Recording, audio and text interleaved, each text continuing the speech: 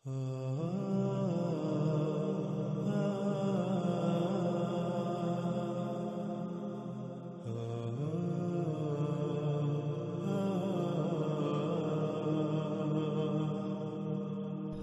Number 11۔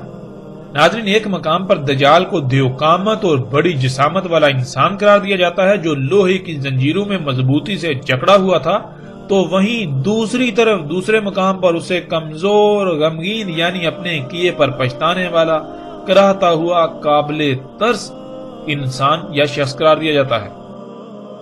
روایات کے عکس آپ سکرین پر دیکھ سکتے ہیں اور آپ خود انہیں پڑھ سکتے ہیں۔ ناظرین، یہ بھی ایک غیر معمولی تضاد ہے جس کا جواب دینا ایسے لوگوں کے بس سے باہر ہے، لیکن یہ علماء دجال ایک رخ کو سرے سے چھپا دیتے ہیں اور صرف دوسرے رخ کو ہی سامنے لاتے ہیں کہ وہ ایک بہت بڑا دیوقامت انسان تھا۔ اس بات کی بھی حقیقت کیا ہے آگے اس کا کھل کی وضاحت ہو جائے گی، لیکن یہ لوگ ایسا اس لیے کرتے ہیں کیونکہ ان کو علم ہے کہ اگر اس کے کمزور ہونے اور کراہنے والی بات کو سامنے لایا جائے گا تو پھر اس طبقے نے، ان لوگوں نے اس سے ایسی باتیں منسوب کی ہوئی ہیں کہ وہ بڑے بڑے کام کرے گا جو اللہ کے کرنے والے ہیں۔ تو وہ کیسے کر سکتا ہے جو خود قابل ترس ہے، جو اپنی حالت کو ٹھیک نہیں کر سکتا، قابل ترس ہے، وہ کرا رہا ہے، چیخ رہا ہے اور بکا کر رہا ہے، وہ رب ہونے کا دعویٰ کیسے کر سکتا ہے؟ یوں اس سوال کا جواب یہ لوگ قیامت تک نہ دے سکتے تو سب سے بہتر انہیں یہی لگا کہ اس بات کو ہی چھپا دو، اس رخ کو چھپا دو، کیونکہ انہیں علم ہے کہ عام عوام ان کی محتاج ہے، وہ نہ ہی خود غور و فکر کرے گی اور نہ ہی ان لوگوں کا، اس طبقے کا یہ پول ان پر کھلے گا۔ اس لیے جتنا جی چاہے دھوکہ دو، عوام کو جتنا جی چاہے دھوکہ دو، کوئی پوچھنے والا نہیں، بلکہ الٹا لوگ تعریفیں ہی کریں گے کہ کتنے بڑے بڑے علماء ہیں جو دین کی خدمت کر رہے ہیں۔ لیکن حقیقت کیا ہے ناظرین؟ حقیقت آپ کے سامنے ہے اور جیسے سے آگے بڑھیں گے آپ کے رونگٹے کھڑے ہو جائیں گے، جن حقائق کا آگے چل کر آپ کو سامنا کرنا پڑے گا، جو حقائق کھل کر سامنے آئیں گے۔ اس طبقے کی حقیقت کیا ہے؟ سوال نمبر 12۔ قرآن میں اللہ سبحانہ وتعالی نے صراحت کے ساتھ واضح کر دیا کہ اللہ سبحانہ وتعالی نے الرحمن ہونے کے ناطے ہر انسان کے لیے ایک 1000 سال کی مدت کا تعین کر دیا، یعنی کوئی بھی انسان زیادہ سے زیادہ 1000 سال زندہ رہ سکتا ہے۔ اور ناظرین، اس کی وضاحت آگے چل کر قرآن کی آیات کی روشنی میں عیسیٰ ابن مریم علیہ السلام والے موضوع میں آئے گی۔ فی الحال ہم آگے بڑھیں گے، وہ یہ کہ جب کوئی بھی انسان 1000 سال سے زیادہ عمر نہیں پا سکتا، یعنی اپنی پیدائش سے اپنی وفات تک 1000 سال سے زیادہ مدت نہیں پا سکتا، تو سوال یہ پیدا ہوتا ہے کہ اگر دجال انسان ہے تو پھر اس کی عمر 1000 سال سے زیادہ کیسے ہو گئی؟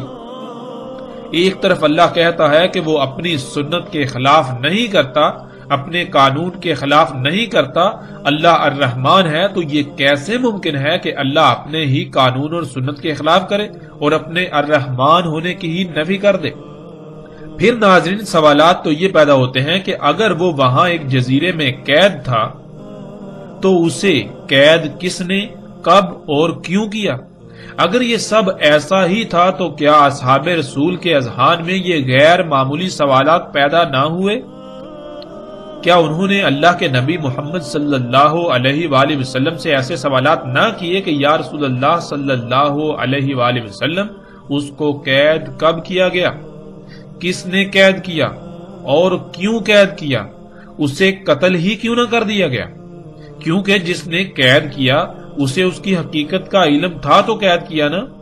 اور پھر جب کہ وہ وہاں قید تھا تو اصحاب رسول ابن سیاد کے دجال ہونے کی قسمیں کیوں کھاتے تھے؟ یعنی کہ جب صحابہ کرام کو یہ پتا ہے کہ دجال تو ایک جزیرے پر قید ہے جو کہ آخری دور میں نکلے گا، آزاد کیا جائے گا، تو اس کے باوجود وہ اپنی زندگیوں میں اس وقت ابن سیاد کے دجال ہونے پر قسمیں کیوں کھا رہے ہیں؟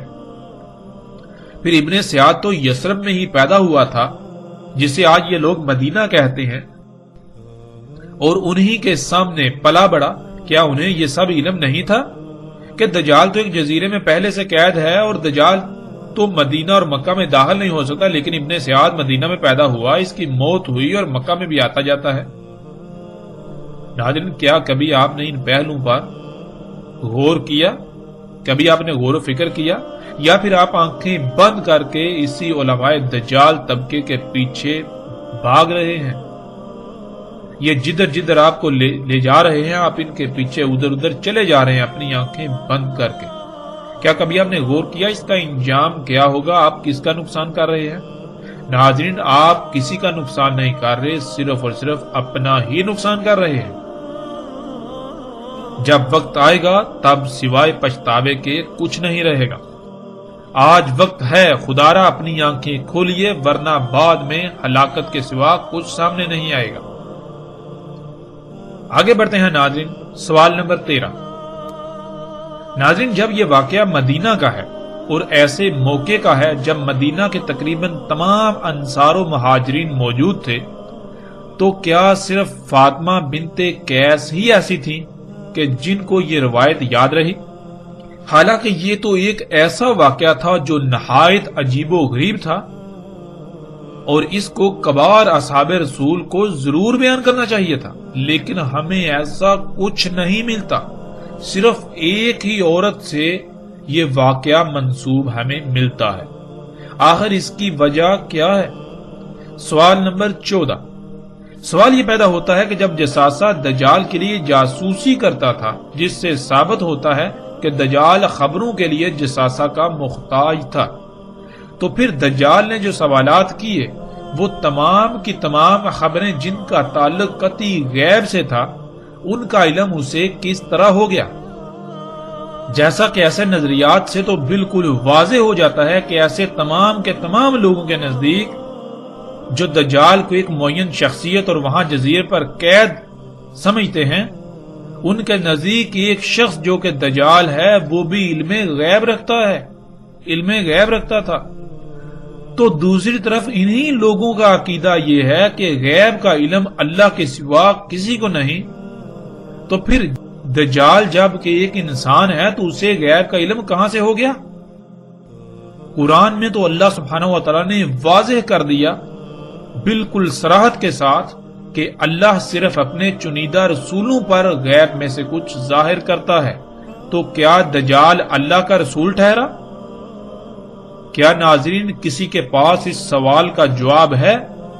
خواہ کچھ بھی ہو جائے، کوئی بھی ایسا شخص جو دجال کے ایک انسان ہونے کا دعوے دار ہے، اس عقیدے نظریے پر ڈٹا ہوا ہے، قائم ہے، وہ اس سوال کا جواب نہیں دے سکتا۔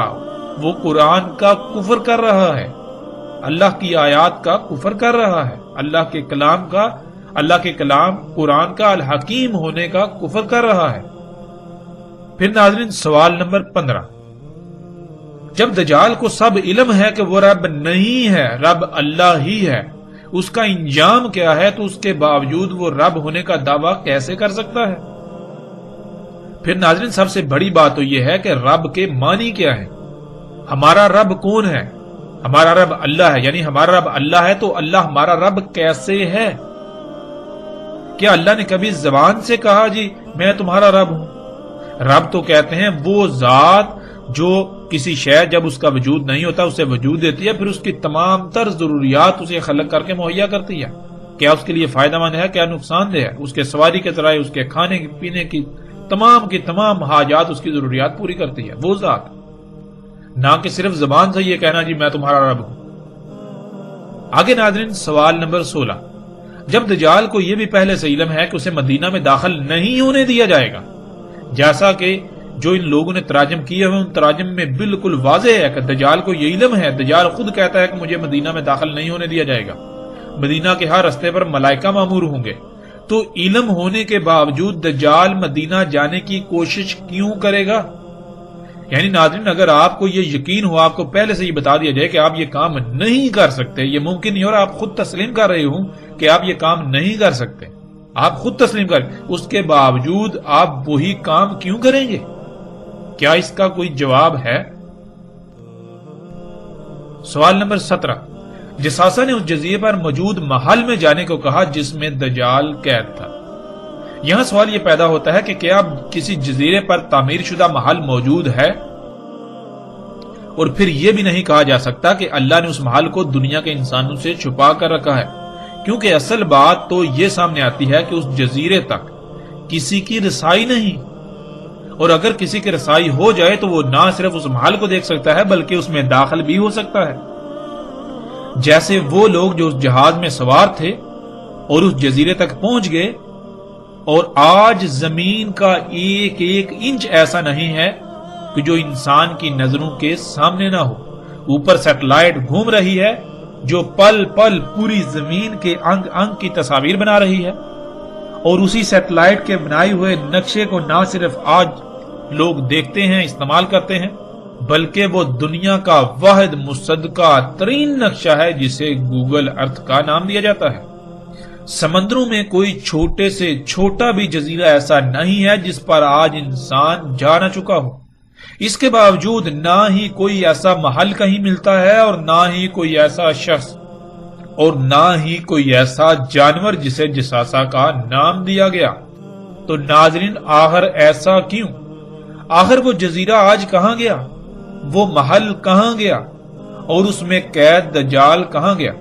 آج جب کوئی ایسا محل کہیں موجود ہی نہیں، اور اگر تھا تو پھر بغیر کسی شک و شبے کے ظاہر ہے محل تباہ ہو چکا، اور دجال نہ جانے کب کا آزاد ہو چکا۔ اور پھر حقیقت اگر یہی ہے تو پھر وہ دجال کہاں گیا؟ وہ دجال تو پھر آ کر بھی جا چکا، تو پھر کس دجال کا آج بھی انتظار کیا جا رہا ہے؟ اس روایت کی بنیاد پر دجال کو انسان ثابت کرنے اور انسان ہونے کا عقیدہ رکھنے والوں کی بھی حقیقت کھل کر آشکار ہو جاتی ہے کہ وہ محض نہ صرف خود کو دھوکے میں مبتلا کیے ہوئے ہیں بلکہ اکثریت کو بھی اسی دھوکے میں مبتلا کر کے ان کی دنیا اور آخرت تباہ کر رہے ہیں۔ ناظرین، اس روایت پر مزید کئی سوالات پیدا ہوتے ہیں اور اعتراضات سامنے آتے ہیں جن کی تعداد بہت زیادہ ہے، لیکن ہم صرف انہی سوالات پر اکتفا کرتے ہیں۔ یہ ایسے اعتراضات ہیں، ایسے سوالات ہیں کہ ان کو دور کرنا ناممکن ہے، ان کے جوابات دینا ناممکن ہے۔ روایت کی صحت کو کوئی ایک ہی اعتراض مشکوک بنا دیتا ہے، لیکن اس میں تو درجنوں لاجواب اعتراضات ہیں۔ تو یہ روایت کیسے قابل تسلیم کہی جا سکتی ہے یا تسلیم کی جا سکتی ہے؟ ان اعتراضات کی روشنی میں اس روایت کی اہمیت بالکل صفر ہو جاتی ہے، لیکن اس کے باوجود ہم اس روایت کی اصل حقیقت پر ضرور روشنی ڈالیں گے تاکہ حق کھل کر واضح ہو جائے اور کسی کے پاس کوئی عذر، شک یا شبہ وغیرہ نہ رہے۔ کوئی یہ نہ کہے کہ انہوں نے ان اعتراضات کی بنیاد پر اس روایت کو بالکل سرے پر کر دیا، ایک سائڈ پر کر دیا، کیونکہ ان کے پاس اصل بات کا جواب نہیں تھا۔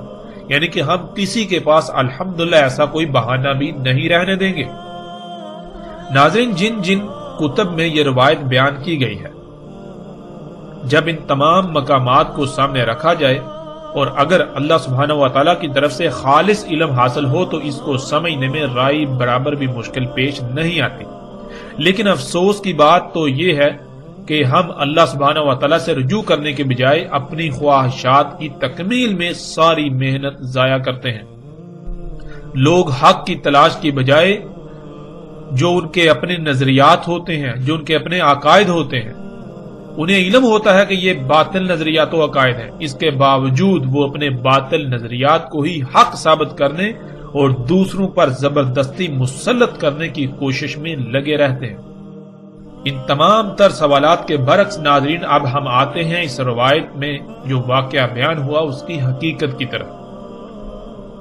ناظرین، حقیقت یہ ہے کہ ایسا واقعہ ضرور پیش آیا، البتہ وہ کس کے ساتھ پیش آیا یہ ایک الگ بحث ہے، لیکن جب غور کیا جائے تو یہ واقعہ تمیم داری رضی اللہ تعالیٰ عنہ کے ساتھ ہی پیش آیا، نہ کہ ان کے علاوہ کسی اور کے ساتھ۔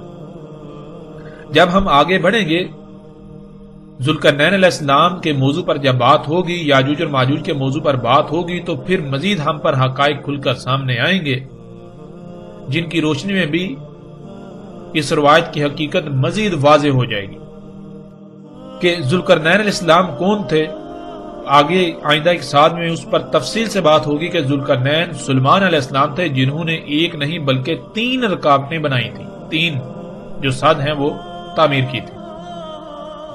سب سے پہلے انہوں نے مغرب میں، جسے برمودا ٹرائی اینگل کے نام سے جانا جاتا ہے، وہاں ایک نحاس کی سد بنائی تھی، رکاوٹ بنائی تھی۔ نحاس کہتے ہیں جیسے یہ زمین کی مقناطیسی کشش ہے اس کو، پھر دوسری مشرق میں جسے شیطانی اسلحہ یا ڈریگن ٹرائی اینگل کے نام سے جانا چاہتا ہے جو کہ جاپان کے سمندر میں واقع ہے، وہاں ذوالقرنین سلیمان علیہ السلام نے ایک سد بنائی نحاس سے، وہ مادی نہیں یعنی غیر مادی تھی۔ تیسری، ان دو رکاوٹوں کے درمیان اس مقام پر جہاں دو چٹانوں کے درمیان ایک درہ تھا اس کو بند کیا۔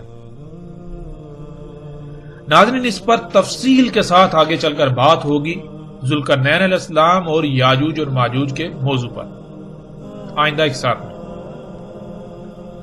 مغرب اور مشرق والی صدعین یعنی دو رکاوٹیں مادی نہیں تھیں بلکہ وہ غیر مادی تھیں جن کو نحاس کہا گیا۔ نحاس بالکل ایسے ہی مقناطیسی قوت یا کشش کو کہتے ہیں جیسے مقناطیسی قوت زمین مسلسل پیدا کر رہی ہے، جس مقناطیسی قوت کی وجہ سے نہ صرف ہر شے زمین کی طرف کھینچی ہوئی ہے بلکہ اسی قوت کی وجہ سے زمین کے گرد 7 مختلف تہوں پر مشتمل ایک حصار قائم ہے جنہیں زمین کے 7 آسمان کہا جاتا ہے۔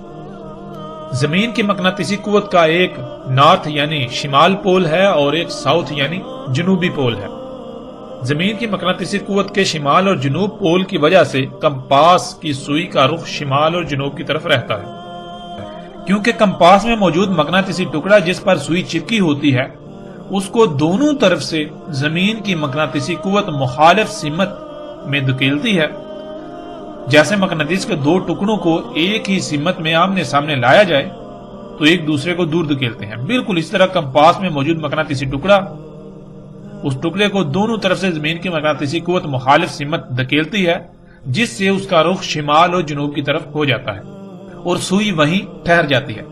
لیکن اگر کمپاس کسی ایسی جگہ پر رکھا جائے جہاں زمین کی مقناطیسی قوت کے علاوہ ایک اور مقناطیسی قوت موجود ہو، بالکل وہی مقناطیسی قوت جو زمین سے نکل رہی ہے، جو زمین کی مقناطیسی قوت ہے، لیکن اس کا رخ زمین کی مقناطیسی قوت کے متضاد ہو یعنی اس کا مشرق اور مغرب پول ہو، تو کمپاس کی سوئی کسی ایک جگہ پر نہیں ٹھہرے گی بلکہ وہ تھرتھرانا شروع کر دے گی، وہ پزل ہو جائے گی، کیونکہ زمین کے مقناطیسی قوت اسے کہہ رہی ہے کہ تم نے اپنا رخ شمال اور جنوب کی طرف کرنا ہے، لیکن جو دوسری مقناطیسی قوت اس مقام پر موجود ہے جس کا پول مشرق اور مغرب ہے، وہ کیا کہے گی، وہ اسے حکم دے گی، وہ اس کے اوپر دباؤ ڈالے گی، تم نے اپنا رخ جو ہے مشرق اور مغرب کی طرف کرنا ہے۔ اب دونوں کے درمیان وہ پزل ہو جائے گی، اس طرح جو کمپاس کی سوئی ہے وہ تھرتھرانا شروع کر دے گی۔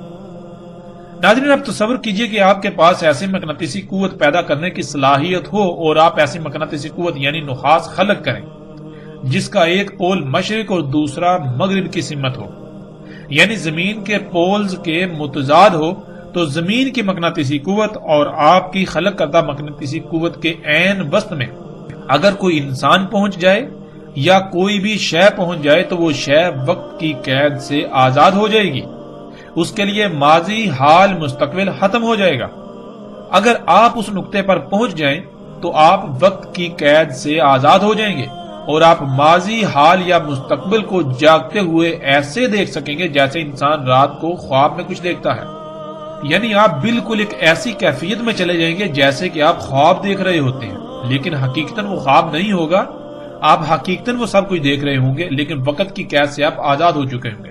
اور جب آپ اس نقطے سے، اس مقام سے باہر نکلیں گے تو آپ اسی وقت میں آ جائیں گے، یعنی بالکل سیم وہی وقت ہوگا جس وقت میں آپ اس نقطے میں داخل ہوئے تھے، یعنی وقت گزرا ہی نہیں ہوگا۔ اور ناظرین، اس بات کو دنیا کا کوئی ایسا سائنسدان بھی غلط ثابت نہیں کر سکتا جو ایسے پروجیکٹ پر کام کر رہا ہے، اور اس پر اس وقت امریکہ، روس، جاپان اور چین بہت شدت سے کام کر رہے ہیں۔ الٹا یہ ان کے لیے ایک عظیم راز ہے، عظیم راز سے پردہ اٹھنا ہوگا، لیکن اس راز کے کھلنے سے اب ان کو کوئی فائدہ نہ ہوگا کیونکہ اب تباہی سر پر آ چکی ہے۔ ناظرین، تمیم داری رضی اللہ تعالیٰ عنہ مشرق کی طرف ڈریگن ٹرائی اینگل میں اپنے جہاز میں سفر کر رہے تھے اور وہیں ان کا جہاز گم ہو گیا اور وہ اس نقطے میں داخل ہو گئے تھے جو ذوالقرنین سلیمان علیہ السلام کی خلق کردہ نحاس یعنی مقناطیسی قوت اور زمین کی مقناطیسی قوت کا عین وسط تھا۔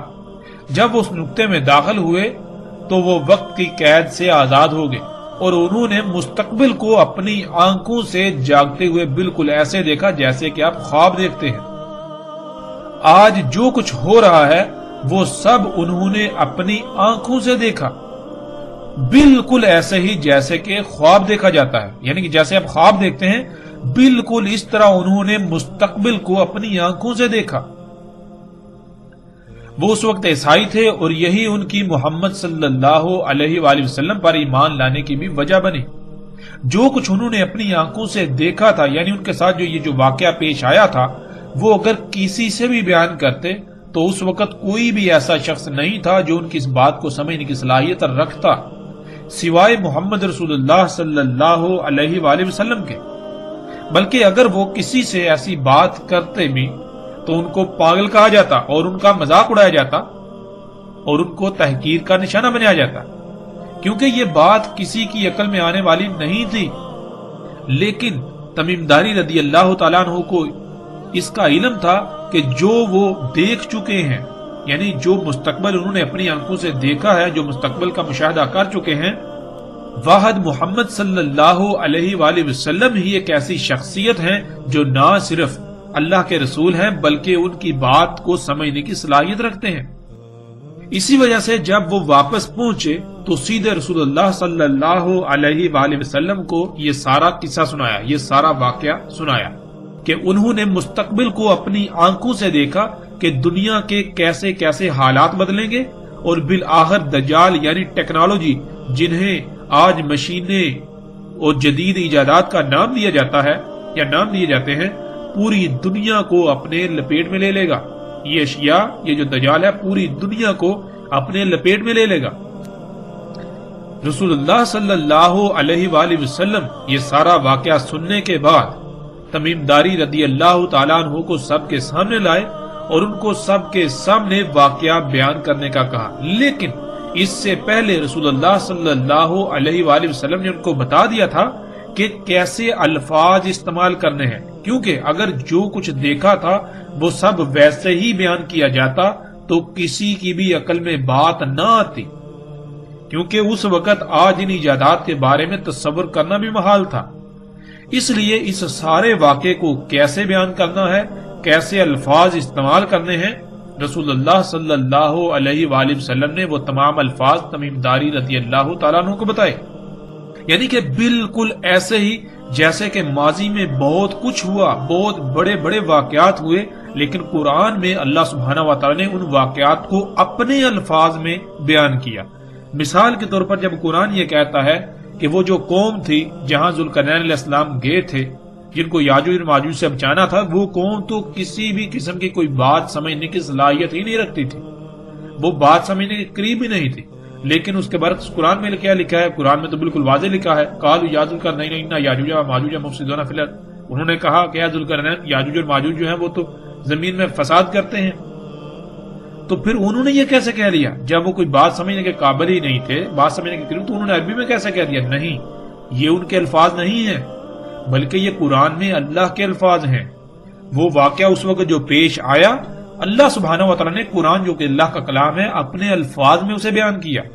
تو بالکل ناظرین اسی طرح وہ جو واقعہ تمیم داری رضی اللہ تعالیٰ عنہ کے ساتھ پیش آیا، رسول اللہ صلی اللہ علیہ وآلہ وسلم نے تمیم داری رضی اللہ تعالیٰ عنہ کی یہ رہنمائی کی کہ لوگوں کو یہ واقعہ کن الفاظ میں بتانا ہے تاکہ انہیں نہ تو کسی قسم کی کوئی پریشانی کا سامنا کرنا پڑے اور نہ ہی ان کے لیے یہ گمراہی کا باعث بنے، بلکہ الٹا یہ جب آئندہ جب دجال آئے گا تو اس وقت کے لوگوں کے لیے یہ بات فائدہ مند ہو۔ اور ناظرین روایت میں استعمال ہونے والے الفاظ یہ سب حقیقت کھول کر بیان کرتے ہیں جن کا آگے صراحت کے ساتھ ذکر آئے گا، جیسے کہ انہوں نے کہا ہم الدین میں داخل ہوئے۔ ناظرین الدیر کے لفظ الدیر کے دو معنی ہیں۔ اس کا ایک معنی ہے ایسا نقطہ یا مقام جو کسی شے کو تسلسل کے ساتھ اچانک انتہائی تیز رفتار سے باہر نکال دے، مثلا جیسے بندوق سے فائر کیا جاتا ہے تو گولی کے خول سے اچانک اس کا سکہ انتہائی تیز رفتاری سے باہر نکل جاتا ہے اور مسلسل آگے سفر کرتا ہے۔ اور ناظرین لفظ الدیر کے دوسرے معنی ہیں ہر طرف سے بند ایک سرنگ کے، یعنی کہ ہر طرف سے بند جیسے کوئی غار ہوتا ہے، لمبا غار، لمبائی پر مشتمل، جیسے کوئی سرنگ ہوتی ہے جو ہر طرف سے بند ہو۔ اب ناظرین یہاں ہم پہلے معنی کو لیں گے اور اس کے بعد آگے جا کر دوسرے معنی کو بھی لیں گے۔ الدیر یہی وہ مقام تھا جہاں جہاز گم ہونے کے بعد وہ پہنچے، اور اس مقام نے انہیں اچانک باہر نکال دیا، یعنی وہ وقت کی قید سے آزاد ہو گئے، وقت کی قید سے نکل گئے۔ جیسے آپ جب رات کو سوتے ہیں، ناظرین جب غور کریں، جب آپ رات کو سوتے ہیں تو آپ ایک خواب دیکھتے ہیں، خواب کے اندر آپ سالوں کی زندگی گزارتے ہیں، یعنی کہ آپ دیکھیں کہ آپ خواب میں بادشاہ بن گئے، کسی ملک کے سربراہ بن گئے، یا آپ جہاز اڑا رہے ہیں، یا آپ کوئی بھی کام کر رہے ہیں، تو خواب میں آپ ایک لمبی زندگی جی رہے ہوتے ہیں۔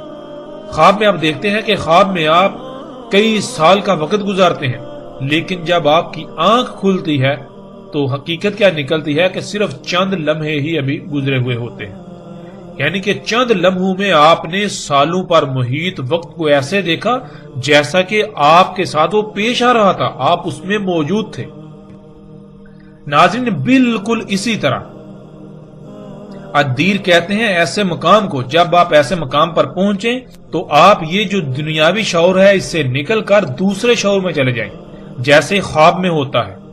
آپ چارپائی پہ ہوتے ہیں، سوتے ہیں، تو جب خواب میں بالکل اسی طرح ہو، وہ مقام جو آپ کو ایسی حالت میں دھکیل دے، ایسی حالت میں لے جائے۔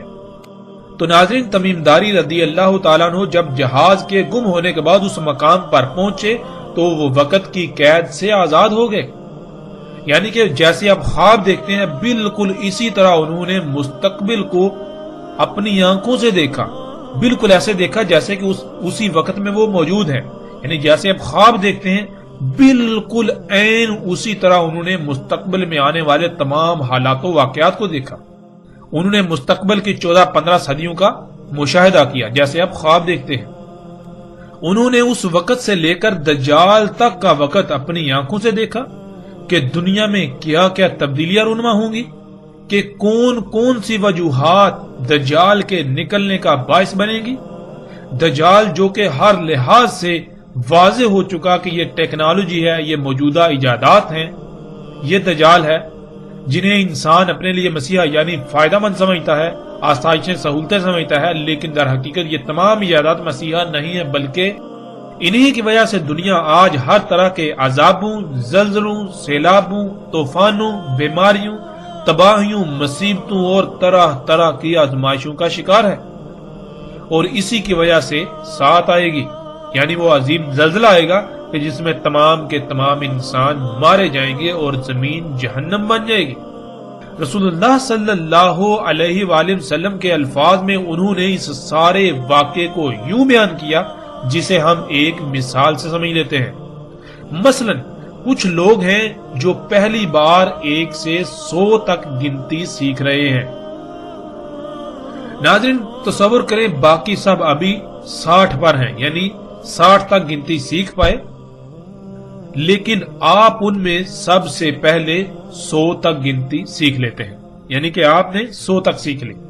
باقی لوگ ابھی 60 تک پہنچے لیکن آپ 100 تک پہنچ گئے۔ اب آپ اس کو یوں بیان کرتے ہیں کہ میں نے اپنی تعلیم کا سفر کیا، میں نے اپنی تعلیم کا سفر شروع کیا اور کافی آگے گیا تو میری کسی سے ملاقات ہوئی۔ میں نے اس سے پوچھا کہ تم کون ہو؟ اس نے جواب دیا میں 100 ہوں، یعنی 100 کا ہندسہ ہوں، اور ان قریب میں تمہارے سامنے آ جاؤں گا۔ اب 100 کا ہندسہ یہ بتاتا ہے کہ وہ کب تک سامنے آئے گا، یعنی کیا کیا اس سے پہلے ہونا لازم ہے کہ وہ اس کے بعد سامنے آئے گا۔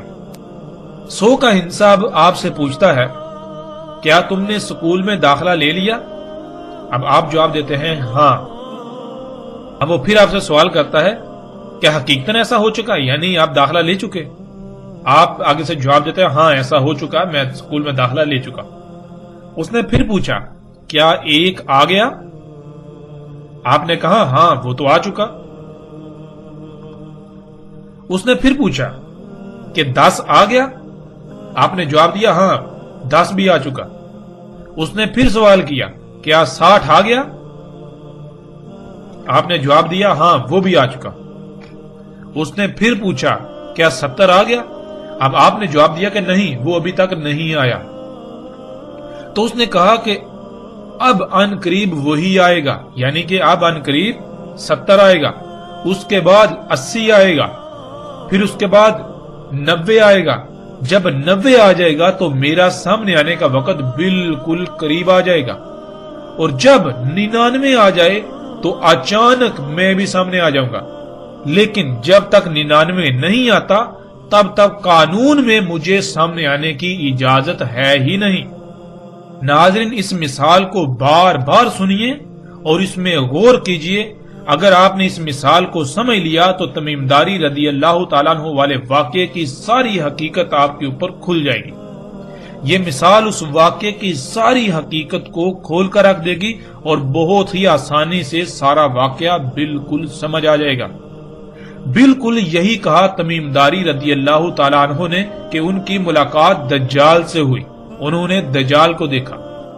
دجال کو آپ اس مثال میں 100 کا ہندسہ تصور کر لیں، جیسے آپ کی 100 کے ہندسے سے گفتگو ہوئی بالکل ویسے ہی دجال کے ساتھ تمیم داری رضی اللہ تعالیٰ عنہ کی گفتگو ہوئی۔ یعنی حقیقتاً ایسی کسی گفتگو کا کوئی وجود نہیں ہے، ایسی کوئی گفتگو نہیں ہوئی، بلکہ ان کے ساتھ جو واقعہ پیش آیا، جو انہوں نے مستقبل کو اپنی آنکھوں سے دیکھ لیا، جو کہ باقی ابھی نہیں دیکھ سکتے، باقی جیسے انسان آئیں گے وہ دیکھیں گے، لیکن وہ پہلے ہی وہ سارے حالات و واقعات دیکھ چکے۔ اس سب کو سامنے عام سطح پر بیان کرنا تھا تاکہ اصل مقصد سب سمجھ جائیں، تو اس کو اس طرح حکمت کے ساتھ بیان کیا کہ دجال آئے گا، لیکن کب آئے گا؟ تمیم داری رضی اللہ تعالیٰ عنہ نے باقی سب سے پہلے ہی اسے دیکھ لیا۔ رسول اللہ صلی اللہ علیہ وآلہ وسلم کے بتائے ہوئے الفاظ میں انہوں نے بتایا کہ انہوں نے سوال کیا کہ کیا عربوں میں نبی آ گیا؟ ہم نے کہا ہاں آ گیا۔ اس نے پھر سوال کیا کیا انہوں نے اس کی اطاعت کی یا نافرمانی؟ ہم نے کہا اطاعت کی۔ دجال نے کہا اسی میں ان کے لیے خیر ہے۔ اب یہاں یہ ذہن میں رکھیں، دجال خیر نہیں بلکہ شر اکبر ہے۔ دجال سے بڑا شر اور کوئی نہیں ہے جب سے انسانوں کو دنیا میں لایا گیا۔ تو اس نے کہا کہ اسی میں ان کے لیے خیر ہے، اس کا مطلب یہ ہے کہ جب تک محمد رسول اللہ صلی اللہ علیہ وآلہ وسلم کی اطاعت ہوگی، انہی کی لائی ہوئی دعوت پر عمل کیا جائے گا، یعنی دنیا کو فطرت پر رکھا جائے گا، اسی میں انسانوں کے لیے خیر ہوگی۔ دجال نہیں نکل سکے گا جب تک رسول اللہ صلی اللہ علیہ وسلم کی دعوت کے مطابق دنیا کو فطرت پر رکھا جائے گا تو دجال نہیں نکل سکے گا، جس سے لوگوں کو نقصانات نہیں ہوں گے۔ دجال تب ہی نکلے گا جب محمد رسول اللہ صلی اللہ علیہ وآلہ وسلم کی نافرمانی کی جائے گی، جب اس دین کو چھوڑ دیا جائے گا جو محمد رسول اللہ صلی اللہ علیہ وآلہ وسلم نے واضح کیا تھا، دین فطرت۔ محمد رسول اللہ صلی اللہ علیہ وآلہ وسلم نے اور اللہ نے قرآن میں دنیاوی مال و متاع کو دھوکے کا سامان قرار دیا اور اس کے قریب بھی جانے سے منع کر دیا اور اس سے دور رہنے کا بار بار حکم دیا۔ جب تک انسان ایسا کریں گے تب تک وہ اس دنیاوی مال و متاع کے دجل سے بچے رہیں گے، اور جب وہ اس کے پیچھے پڑیں گے تو ایسے دجال کا شکار ہوں گے کہ حق کو سمجھنا ناممکن کے قریب تر ہو جائے گا۔ دنیا میں آنے کا مقصد کیا ہے؟ سب کے نزدیک دنیاوی مال و متاع جس کو اللہ نے قرآن میں دھوکہ کہا، اسی کا حصول بن جائے گا۔ رسول اللہ صلی اللہ علیہ وآلہ وسلم نے بتا دیا تھا کہ کب تک ان کی اطاعت کی جائے گی، جیسے کہ اطاعت کرنے کا حق ہے۔ اس کے لیے محمد رسول اللہ صلی اللہ علیہ وآلہ وسلم نے کہا تھا کہ خلافت علی منہاج نبوہ رہے گی 30 سال، پھر اس کے بعد جو کچھ ہوگا وہ بھی بیان کر دیا۔ اب آپ سے سوال یہ ہے کہ اگر آج تک پوری دنیا میں خلافت علی منہاج نبوت قائم رہتی تو کیا دنیا کی آج یہ حالت ہوتی؟ دجال نکل سکتا تھا؟ یعنی یہ موجودہ ٹیکنالوجی جو شرع اکبر ہے، جو شرک اکبر ہے، انسان یہ کر پاتا؟ ہرگز نہیں کر پاتا۔ تو یہی انہوں نے کہا محمد رسول اللہ صلی اللہ علیہ وآلہ وسلم کی اطاعت میں ہی خیر ہے۔ جب ان کی نافرمانی کی جائے گی تو یہی وجہ بنے گی دجال کے نکلنے کی۔ پھر اسی طرح بتدریج جو سوال انہوں نے بیان کیے کہ دجال نے ان سے پوچھا کہ فلاں ہو گیا اور فلاں ہو گیا، تو اس کا مطلب یہ تھا کہ دجال کے آنے سے پہلے فلاں کچھ ہوگا، جب تک وہ نہیں ہوگا تب تک دجال نہیں نکل سکتا۔ یعنی جن وجوہات کی بنا پر ٹیکنالوجی، یہ جدید ایجادات جو کہ دجال ہیں وجود میں آئیں گی، دجال وجود میں آئے گا، جب تک وہ عوامل وقوع پذیر نہیں ہوتے تب تک دجال نہیں آ سکتا۔ جیسے مثال کے طور پر 10 کا ہندسہ ہے تو 10 کا ہندسہ آنے کے لیے پہلے 1 آتا ہے، پھر 2 آتا ہے، 3 4 5 6 7 8 9 پھر جا کے 10 آتا ہے۔ جب تک 1 نہیں آئے گا 2 کیسے آ سکتا ہے، 2 نہیں آئے گا 3 کیسے آ سکتا ہے، 3 نہیں آئے گا 4 کیسے آ سکتا ہے۔ اس طرح جب تک کہ 10 کے پیچھے جو عوامل ہیں، جب تک وہ عوامل نہیں وقوع پذیر ہو جاتے تب تک وہ 10 کیسے آ سکتا ہے۔ ناظرین، پیچھے جو ہم نے مثال بیان کی اس میں اور جس طرح تمیم داری رضی اللہ تعالیٰ عنہ نے یہ واقعہ بیان کیا، اس میں کوئی فرق نہیں، ایک رائی برابر بھی فرق نہیں ہے۔ اگر آپ نے اس مثال کو سمجھ لیا تو آپ نے اس واقعہ کی حقیقت کو سمجھ لیا۔ جیسے آپ نے باقی سب ابھی 60 پر ہیں تو 100 تک گنتی سیکھ لی اور ایک مثال کی شکل میں باقیوں کو بتایا، بالکل اسی طرح تمیم داری رضی اللہ تعالیٰ عنہ کو اللہ سبحانہ و تعالیٰ نے اس وقت مستقبل دکھا دیا، جیسے آپ خواب دیکھتے ہیں، یہ دجال دکھا دیا، تو انہوں نے پھر ان الفاظ میں اس واقعے کو بیان کیا۔ ناظرین، اس کی مزید تصدیق روایات میں آنے والے الفاظ خود بخود کرتے ہیں۔ ابھی ہم صرف اور صرف اللہ کے فضل سے نہ صرف ان الفاظ کو سامنے رکھیں گے بلکہ ان الفاظ کو کیسے توڑ مروڑ کر امت کو دھوکہ دیا جاتا رہا، انسانیت کو دھوکہ دیا جاتا رہا، اور دھوکہ دینے والوں کا بھی پردہ چاک کریں گے۔ اس کے باوجود اگر کوئی حق کی بجائے گمراہی کا سودا کرتا ہے تو حق آ جانے کے بعد ہی کرے گا، اور اس کے پاس روز محشر کوئی عذر نہیں ہوگا کیونکہ اس پر حجت پوری ہو چکی۔ ناظرین، اس وقت سکرین پر آپ کو ابو داؤد کی روایت نظر آ چکی ہے۔ اس میں یہ ہے کہ پس جب رسول اللہ صلی اللہ علیہ وآلہ وسلم صلاۃ مکمل کر چکے بیٹھے رہے ممبر پر اور ہنس رہے تھے، کہا سب انسانوں کے لیے لازم ہے کہ اپنی اپنی جگہ پر بیٹھے رہیں۔ پھر کہا کیا تم لوگ جانتے ہو تمہیں کیوں جمع کیا؟ انہوں نے جواب دیا اللہ اور اس کے رسول کو علم ہے۔ رسول اللہ صلی اللہ علیہ وآلہ وسلم نے کہا میں نے تمہیں رہب یا رغبت دلانے کے لیے جمع نہیں کیا، اور لیکن تمہیں اس لیے جمع کیا کہ تمیم داری ایک نصرانی شخص تھے، پس وہ میرے پاس آئے، پس میری بیعت کی اور خود کو میرے حوالے کر دیا، یعنی سرنڈر کر دیا، اور مجھے بیان کیا ایک حادثہ، یعنی ایک واقعہ جو اس کے ساتھ پیش آیا، اس نے وہ میرے ساتھ بیان کیا جو بالکل ویسا ہی ہے جیسا میں تم سے بیان کر چکا ہوں دجال کے بارے میں۔ یعنی یہاں یہ بات بالکل واضح ہو جاتی ہے کہ رسول اللہ صلی اللہ علیہ وسلم یہ کہہ رہے ہیں کہ تمیم داری رضی اللہ تعالیٰ کے ساتھ جو حادثہ پیش آیا، یعنی جو واقعہ پیش آیا، وہ بالکل ویسا ہی ہے جیسا میں تم سے بیان کر چکا ہوں دجال کے بارے میں۔ یعنی کہ دجال کے بارے میں جو تمہیں جو کچھ بتا چکا ہوں بالکل وہی سب کچھ تمیم داری رضی اللہ تعالیٰ کے ساتھ وہ پیش ہے، ان کے ساتھ یہ واقعہ پیش ہے، انہوں نے سب دیکھا۔ انہوں نے مجھے بتایا کہ وہ سوار تھے سمندری کشتی میں لخم اور جزام کے 30 افراد کے ساتھ، بس انہیں آ لیا لہر انہیں، اور مہینہ بھر موجوں میں گرے رہے اور سورج کے غروب ہونے کے وقت ایک جزیرے کی طرف جا لگے۔ پس چھوٹی کشتی میں سوار ہوئے، پس داخل ہوئے جزیرے میں، انہیں ملا دابا، بڑی دم والا اور بہت زیادہ الشعر والا، یعنی ہر طرف سے پینٹ کی تہ چڑھا ہوا۔ انہوں نے کہا ویل ہو تیرے لیے، کون ہے تو؟ اس نے جواب دیا میں جساسا ہوں۔ اس شخص کی طرف چلو جو اس ہر طرف سے بند سرنگ میں ہے، پس اس میں کچھ شک نہیں اسے تمہاری خبر کی شدید چاہت ہے۔ کہا جب ہم نے اس سے اس شخص کا سنا تو ہم ڈر گئے کہ وہ شیطان ہوگا، ہم جلدی سے چلے حتیٰ کہ ہم داخل ہوئے ہر طرف سے بند سرنگ میں، یعنی اس ادیر میں، پس تب ہم نے دیکھے اس میں اعظم و انسان۔ ناظرین، لفظ انسان کے نیچے 2 زیریں ہیں، اور یہ عربی کا اصول ہے کہ جب بھی کسی لفظ کے نیچے 2 زیریں آتی ہیں تو وہ جمع کا صیغہ بن جاتا ہے، اس میں پھیلاؤ آ جاتا ہے، جس کے معنی ایک نہیں زیادہ انسانوں کے ہیں۔ اور اعظموں کا مادہ عین زوئے میم یعنی عظامہ ہے، جس کے معنی ہڈی کے ہیں۔ ہڈی میں قوت، سختی اور مضبوطی پائی جاتی ہے، اور ہڈی جسم میں پائی جاتی ہے۔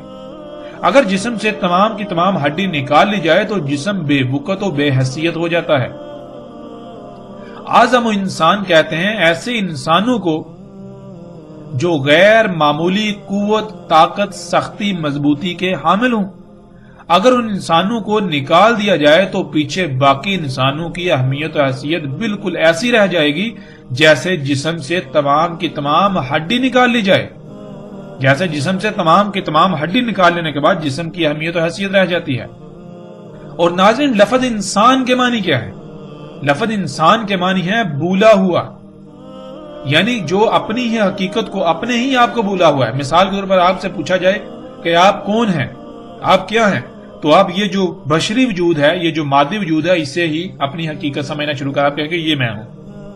اب ناظرین غور کریں، جب آپ کہتے ہیں میرے ہاتھ، میرے پاؤں، میرا ناک، میرے کان، میرا سر، یعنی میرا جسم، جب ناظرین یہ جسم میرا ہے تو وہ کون ہے جو یہ کہہ رہا ہے میرا، جو میں کہہ رہا ہے؟ آخر وہ بھی تو کوئی ہے نا جس کا یہ جسم ہے۔ پھر وہ میں جب نکل جاتی ہے تو یہ جسم بالکل بے بنیاد ہو جاتا ہے، یہ مٹی بن جاتا ہے۔ وہ میں کون ہے؟ وہ میں ہی اصل ہے اور اس کو بھول گئے، اس لیے انسان کہا جاتا ہے۔ انسان کہتا ہے جو اپنے ہی آپ کو بھولا ہوا ہے، اپنی ہی حقیقت کو بھولا ہوا ہے۔ تو اعظم انسان ایسے بھولے ہوئے کہ اگر ان کو نکال دیا جائے تو پیچھے بھولے ہوئے کی کوئی اہمیت و حیثیت رہے گی ہی نہیں، یعنی پیچھے بھولے ہوئے کی اہمیت ایسی رہ جائے گی جیسے کہ جسم سے ہڈی نکال لی جائے تو جسم کی جو اہمیت و حیثیت رہ جاتی ہے۔ کہا اس نے میں جساسا ہوں، اس محل میں چلے جاؤ۔ پس جب میں اس میں گیا تب وہاں شخص تھا جو اپنی نرم مواد والی سیٹ پر، کرسی پر لوہے والے پٹوں میں بہنے کی طرح دوڑتا ہوا، جیسے جانور جنسی حاجت پوری کرنے کے لیے مادہ پر سوار ہوتا ہے، اس طرح آسمان اور زمین کے درمیان کر رہا تھا۔ یعنی بہنے کی طرح دوڑتا ہوا آتا تھا اور اپنی اگلی ٹانگیں اٹھا کر آسمان پر چڑھ جاتا، آسمان پر سوار ہو جاتا اور پھر اسی طرح واپس زمین پر اتر آتا تھا۔ پوچھا اس سے کون ہے تو؟ پس اس نے جواب دیا میں دجال ہوں۔ ناظرین روایات سے یہ بات ثابت شدہ ہے کہ بعض صحابہ رضوان اللہ نے کہا کہ جساسا وہی دابا ہے جس کا ذکر قرآن میں ہے، یعنی زمین سے نکلنے والا انسان کا خلق کردہ دابا۔ اور آگے دابا کے موضوع پر تفصیل سے بات آئے گی کہ دابا کیا ہے۔ اور روایت میں یہ بھی بات بالکل واضح ہے کہ انہوں نے کہا کہ ان کی ملاقات دابا سے ہوئی، اس کی باری برکم دم اور کثیر و شر تھے اس پر۔ الشر کے معنی ہم ناظرین گزشتہ ایک ساتھ میں جان چکے ہیں۔ الشر کہتے ہیں اس مواد کو جس مواد سے آپ کے جسم پر بال وجود میں آتے ہیں، آپ کے جسم پر ناخن وجود میں آتے ہیں، جسے آج لچکدار پلاسٹک یعنی نائلون، اسفلٹ، پینٹ وغیرہ کا نام دیا جاتا ہے۔ اسی سے فوم سمیت ہزاروں مصنوعات تیار کی جاتی ہیں۔ اگر کسی بھی قسم کا کوئی شک رہے تو ایک روایت میں رسول اللہ صلی اللہ علیہ وآلہ وسلم کے الفاظ موجود ہیں آخری زمانے میں ہونے والی بارشوں کے حوالے سے، جسے آپ سکرین پر دیکھ سکتے ہیں۔ رسول اللہ صلی اللہ علیہ وآلہ وسلم نے کہا نہیں قائم ہوگی ساتھ حتیٰ کہ بارشیں ہوں گی، ان میں سے نہیں بچے گا کوئی گارے کا گھر سوائے اس کے جو الشر کے بنے ہوئے ہوں گے۔ اسی طرح ناظرین ایک اور روایت بھی ہے جس کا مفہوم کچھ یوں ہے کہ رسول اللہ صلی اللہ علیہ وآلہ وسلم نے کہا کہ ان بارشوں میں سے کوئی گھر نہیں بچے گا جس کی چھت سلامت رہے سوائے ان گھروں کے جن کی چھتیں الشر کی بنی ہوئی ہوں گی، جس کا ترجمہ یہ کیا جاتا ہے کہ جن گھروں کی چھتیں بالوں کی بنی ہوئی ہوں گی وہ چھتیں بچ جائیں گی، وہ گھر بچ جائیں گے، باقی سب گھر جو ہیں ان بارشوں میں بہہ جائیں گے۔ ناظرین اب کوئی بھی عقل رکھنے والا انسان یہ تسلیم نہیں کر سکتا کہ بالوں کی چھتیں بن سکتی ہیں، یعنی ان بالوں کی چھتیں جو جسم پر اگتے ہیں۔ لیکن جب ہم عربی کو عربی سمجھیں تو ہم پر واضح ہو جائے گا کہ الشر اس مواد کو کہتے ہیں جس سے بال وجود میں آتے ہیں، اور اسی مواد سے آج پوری دنیا میں چھتیں بنائی جا رہی ہیں جن پر بارشیں اثر انداز نہیں ہوتی۔ جیسا کہ گزشتہ ساتھ میں یہ بات واضح ہو چکی ہے کہ خام تیل سے بننے والی مصنوعات سے چھتیں بھی بنائی جا رہی ہیں۔ یہ دابا ہوائی جہاز تھا، اور گزشتہ ایک ساتھ میں دجال کے حمار پر بھی اس کی بات ہو چکی، مختصراً اس پر بات ہو چکی۔ جیسے ہم آگے بڑھیں گے، جب دابے کا موضوع آئے گا، دابا من الارض یا دابا فی الارض والا، تو اس میں تفصیل کے ساتھ یہ بات واضح ہو جائے گی کہ دابا کیا ہے۔ وہ دابا جس سے تمیم داری رضی اللہ تعالیٰ عنہ کی ملاقات ہوئی، وہ یہ ہوائی جہاز تھا جس کی باری برکم دم اور اس پر کثیر و شر یعنی ہر طرف سے پینٹ چڑھا ہوا تھا، پینٹ ہوا تھا۔ اب ناظرین اس کو یوں سمجھ لیں، اس مثال میں کہ آپ کی ملاقات 99 سے ہوئی، تو 99 نے آپ سے کہا آگے چلو، جو آگے ہے اس سے تمہارا انتظار ہے۔ تو جیسے ہی آگے گئے تو آگے 100 کے ہندسے سے ملاقات ہوئی۔ بالکل اسی طرح جب انہوں نے ہوائی جہاز دیکھا تو اس نے کہا اس عدیر یعنی اس ہر طرف سے بند سرنگ میں داخل ہو جاؤ۔ کہیں پر اسے عدیر یعنی ہر طرف سے بند سرنگ کہا گیا ایک مقام پر، اور کہیں یعنی دوسرے مقام پر اسے قصر یعنی محل کہا گیا۔ جہاز میں جب آپ داخل ہوں تو آپ حیران رہ جائیں گے کہ جہاز حقیقتاً نہ صرف عدیر ہے یعنی ایک ایسی سرنگ ہے جو ہر طرف سے بند ہے، اور وہ سرنگ اندر سے ایک محل کا منظر پیش کرتی ہے، بلکہ وہ سرنگ اندر سے محل کا منظر پیش کرتی ہے۔ جب وہ اس دیر یعنی محل نما ہر طرف سے بند سرنگ میں داخل ہوئے تو انہوں نے جو دیکھا اس کے بارے میں کئی طرح کے الفاظ آئے ہیں، اور وہ سب کے سب اپنی جگہ پر بالکل ٹھیک ہیں۔ اب سب سے پہلے ہم یہ دیکھتے ہیں کہ آج تک ان الفاظ کو کیسے بیان کیا گیا جو اندر موجود انسان کے بارے میں استعمال کیے گئے۔